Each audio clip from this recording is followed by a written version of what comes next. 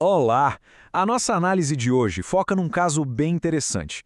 Imagina só a seguinte situação. A Maria se divorciou, mas fez tudo daquele jeito moderno e desburocratizado, sabe? Direto num cartório, com a pensão alimentícia dela já garantida por ali mesmo. Acontece que o ex-marido faleceu, e quando ela foi pedir a pensão por morte, a União simplesmente negou.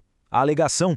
Disseram que a Lei 8.112 exige que a pensão seja fixada judicialmente. Ou seja, de um lado, a gente tem a frieza da letra da lei e do outro, a realidade prática dos cartórios. E aí, o que o STJ diz sobre isso? Bom, vamos analisar isso agora.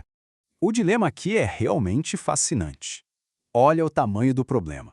A redação literal da lei fala expressamente em pensão alimentícia, abre aspas, estabelecida judicialmente.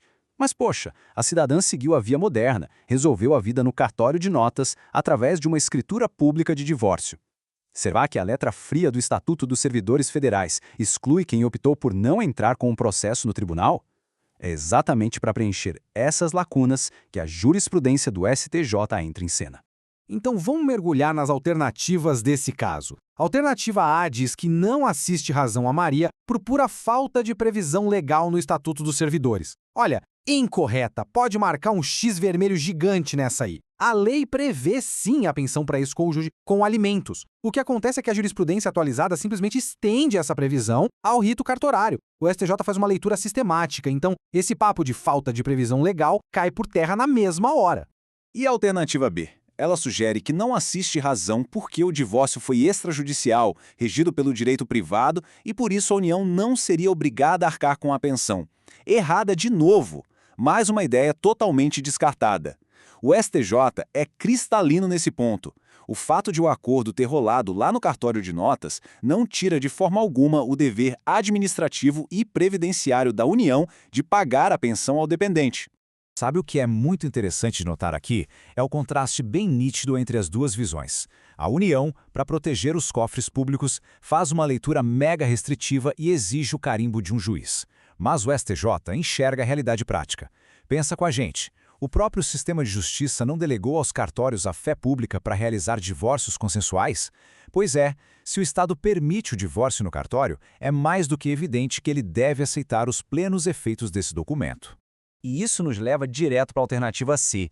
Ela afirma que assiste razão a Maria, pois o direito à pensão se aplica perfeitamente aos alimentos fixados por escritura pública extrajudicial. E quer saber? Perfeita! Esse é o nosso gabarito, merecedor de um belo selo verde de aprovação.